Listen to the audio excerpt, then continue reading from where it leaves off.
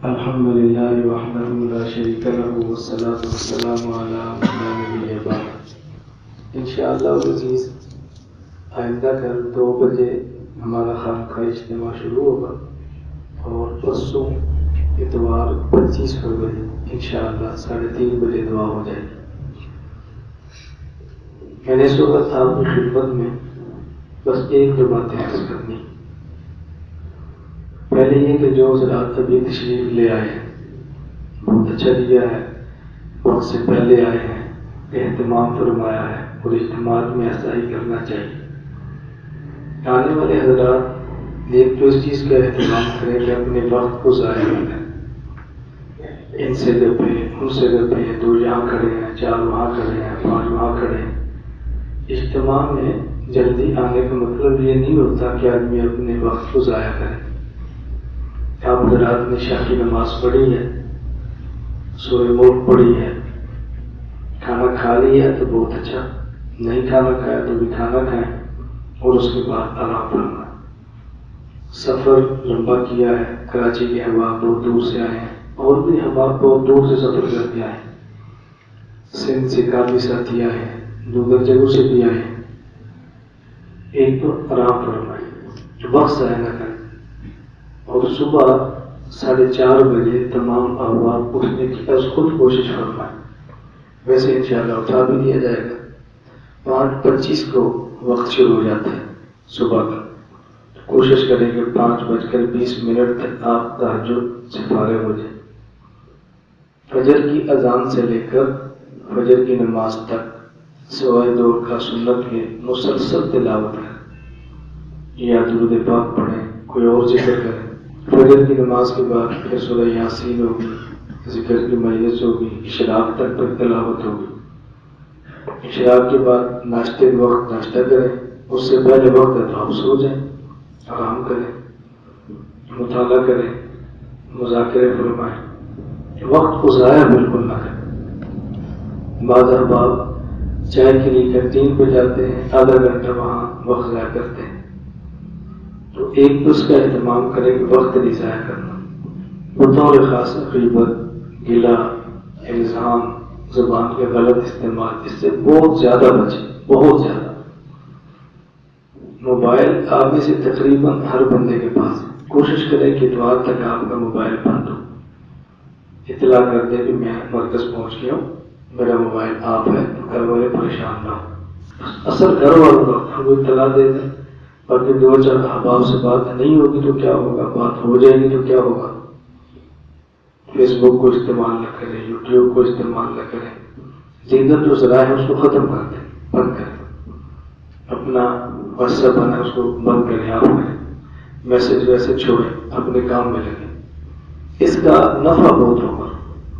ورنہ اپنے شیخ کے پاس رہ کر بھی بندے دور ہوتے ہیں اور بعض اپنے شیخ سے دور رہ کر بھی شیخ کے قریب ہوتے ہیں۔ بعض لوگ بیان میں بیٹھے ہوتے ہیں، موبائل جیب میں ہوتا ہے، میسج بھیجتے بھی ہیں، میسج وصول بھی کرتے ہیں، آئے خانقاہ میں ہوں گے، گپیں دوستوں سے لگ رہی ہوگی، اس کا بہت اہتمام کریں۔ میں حضرت عارف باللہ قدیس اقدس حکیم اختر صاحب نور اللہ مرکز کی خدمت میں تھا، حضرت میں فرماتے تھے کہ شیخ کے پاس آ کر نفلی عبادات سے بھی زیادہ اہم ہے کہ شیخ کی صحبت اور مجلس میں رہیں اور جو شیخ کی ہدایات ہے اس پر عمل کریں، اس پہ لگے رہیں، اس میں لگے رہیں۔ مجھے ایک مرتبہ ایک صاحب نے فون کیا کافی دور سے کہ میں ایک لڑکے کے عشق کے اندر مبتلا ہوں اور یہ میری بیماری ختم نہیں ہو رہی۔ میں نے ان سے کہا کہ میرے پاس آئیں اور 10 دن یہاں ٹھہرے۔ وہ یہاں پہ آ گئے، مجھ سے پوچھا میں یہاں کیا کروں؟ میں نے کہا معمول کے 5 فرض تلاوت جیسے باقی کرتے ہیں ویسے تم کرو، اور جو وقت بچے بس وہ مجھے دیکھتے رہا کرو۔ میں گھر سے نکلتا ہوں پھر دیکھو، واپس جاتا ہوں پھر دیکھو، سب پڑھاتا ہوں، عقیدت کے ساتھ دیکھتے رہنا۔ وہ 10 کا رہ کر گیا تو مجھے اس نے خط لکھا جی میری بیماری ختم ہو گئی۔ میں کیسے آپ کو سمجھاؤں کہ شیخ کی عقیدت کیا چیز ہوتی ہے، کیسے سمجھاؤں؟ لفظوں میں سمجھانا ممکن ہوتا تو میں ضرور سمجھا دیتا، لیکن عقیدت، عظمت اور محبت کو لفظوں سے بیان کرنا ممکن نہیں۔ میں اس لیے گزارش کرتا ہوں، ایک اس کا اہتمام کریں کہ وقت ضائع نہ کریں، دوسرا اس بات کا اہتمام کریں کہ خانقاہ میں خدام بن کے رہیں، مہمان نہ بنے، خدام بن کے رہیں۔ یہاں انتظامیہ پر بوجھ نہ ڈالیں، چھوٹی چھوٹی بات پر محسوس نہ کریں۔ چھاتی زیادہ ہوتے ہیں، خدمت میں کوتاہی ہو جاتی ہے، بر وقت کھانا نہیں دے پاتے، انتظامات پہ کمی ہو جاتی ہے۔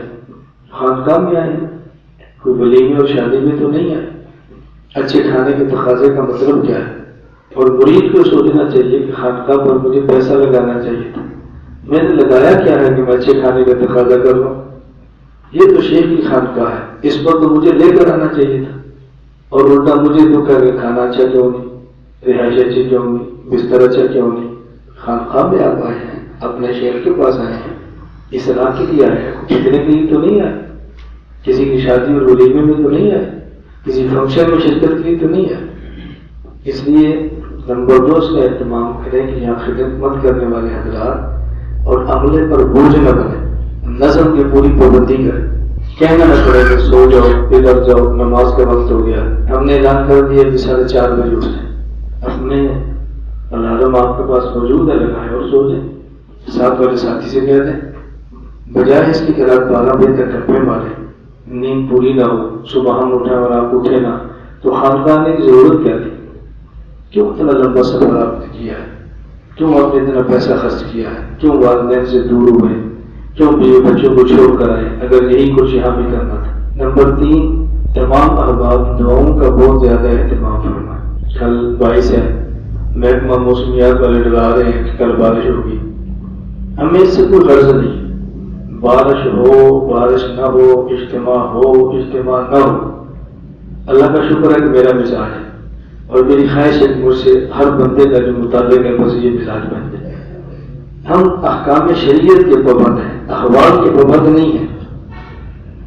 ہم نے اجتماع اس لیے کیا ہے کہ لوگ زیادہ ہیں، ہمیں عزت ملے، ہمیں شہرت ملے، پیسہ ملے، مرید بہت زیادہ بنے اور واہ واہ ہو، اس کا تو فائدہ ہی کوئی نہیں۔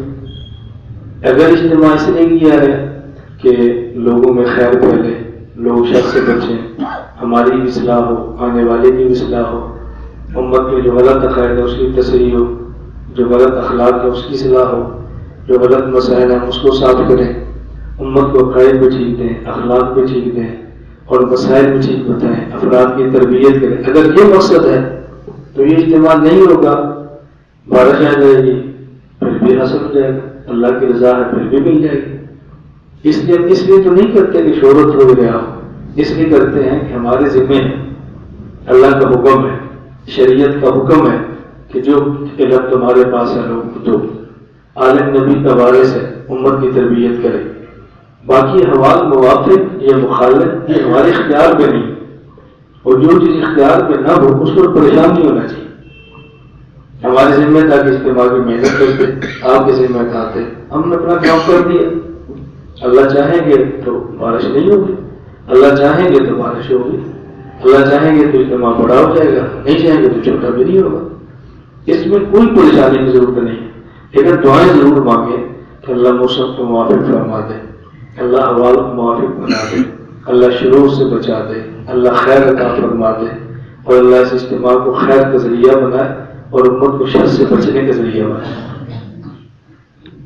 میں نے آپ کے آنے سے پہلے یہاں اپنے مرکز کی شورا اور جو ہماری کمیٹی ہے پورے اجتماع کی، میں نے ان سے بھی گزارش کی تھی کہ اجتماع کے لیے یہ نہ کریں یہ لوگوں کے لیے، یہ کریں کہ ہمارے لیے، یہ نہیں کہ ہم خدمت کرتے رہے اور لوگ نفع اٹھا کے جاتے رہے۔ ہم نے بھی نفع اٹھا، خدمت والا وقت پہ نماز پڑھے، وقت پہ ذکر کرے، وقت ملتا تو بیان سنے، نہیں ملتا تو کام کے اندر لگا دے۔ تو آپ حضرات نے 3 چیزوں کا خیال فرمانا ہے۔ نمبر 1، وقت ضائع نہ کریں، عبادات میں اپنے وقت کو لگائیں۔